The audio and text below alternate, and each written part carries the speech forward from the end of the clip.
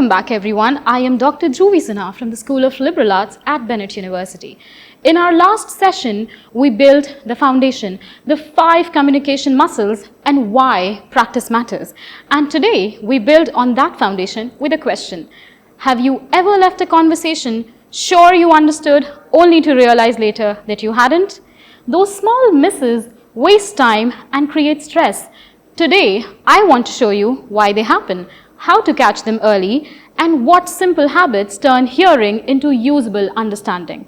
And by the end of this class, I'll give you 3 short exercises that you can try this week.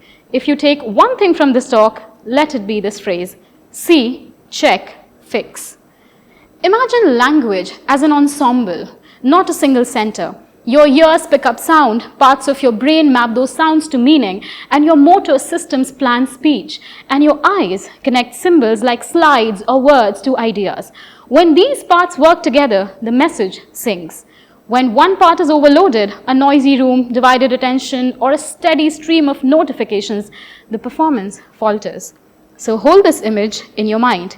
3 elements must meet: the sound you produce, the sense you intend, and the words, gestures, or writing that carry both. When they line up, communication is compelling. When they don't, the message frays. A short, targeted check in the moment will stop many small misses from growing into bigger problems. I use a quick question in class to confirm everyone is on the same page because it saves time and keeps the session productive. That small habit changes the whole arc of a conversation. And hearing and comprehension are different processes. Hearing registers sound. Comprehension builds meaning. You can listen to every sentence and still miss the core idea because comprehension needs attention. It needs context and a mental frame. So before you listen, decide how much attention you will bring. Your intention shapes what you take away. Modern life scatters attention, So we have to protect comprehension with habits that are easy to use, like choose a quieter spot and remove visible clutter, mute non-essential notifications or switch on D&D, work in short focused windows rather than trying to multitask, and preview quickly by skimming headings or slides so you arrive with a frame. Take purposeful short notes, 1 clear heading, 1 main idea, and 1 question. These small choices add up. And I recommend a 2-minute preview before any session. It centers the group and reduces unnecessary follow-ups. And attention and empathy work together. But resonance alone is not enough. We naturally pick up other people's emotions, right? And that helps us connect. To make that connection useful, name the feeling. Like, it sounds like you're frustrated. Ask an open question. Can you tell me more about that?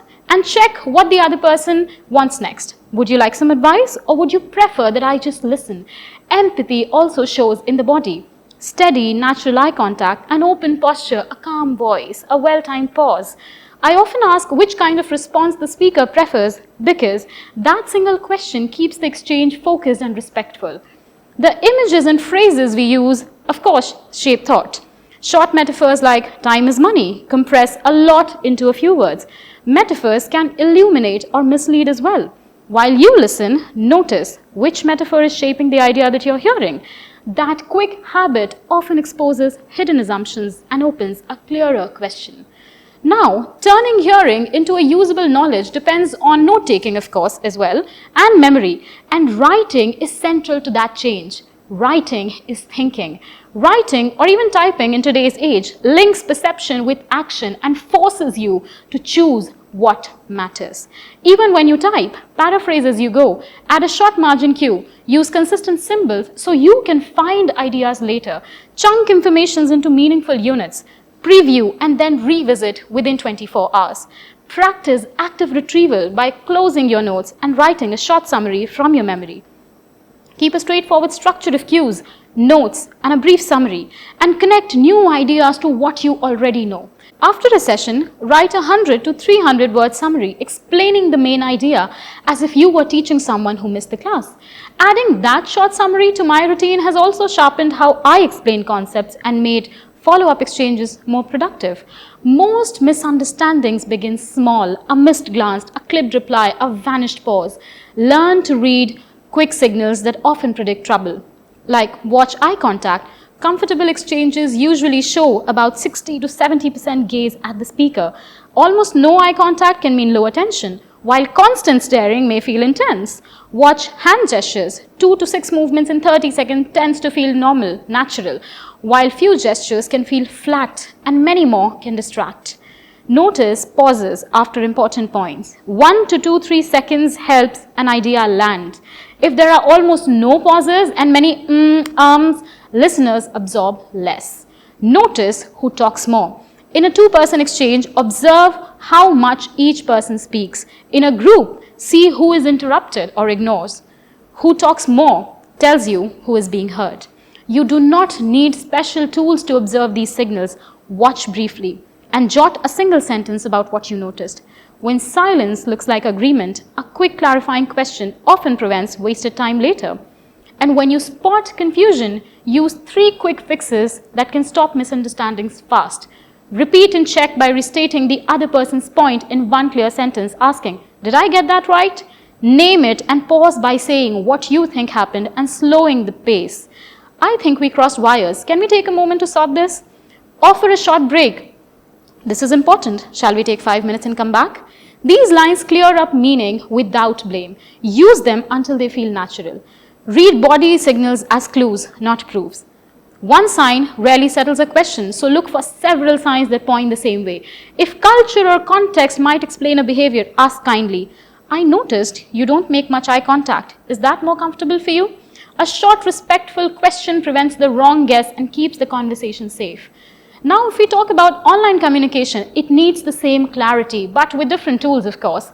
Like if you're talking about emails, craft a one-line headline, write short paragraphs, clear sentences, choose to and CC with intention, use emojis sparingly in formal messages at least. A clear message is a kindness. It saves time and prevents misread tone. I draft the one-line headline first when I write emails because it keeps the message focused and cuts down reply threads.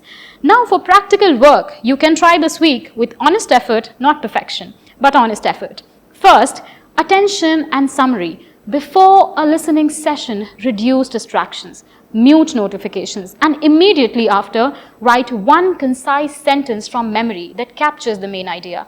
Later, choose one of those sentences and expand it into a 100 to 300 word summary, explaining the idea as if you were teaching it. Second, the listening log. In everyday conversations, notice pause signals of eye contact, gesture, pauses after key points, and who speaks more.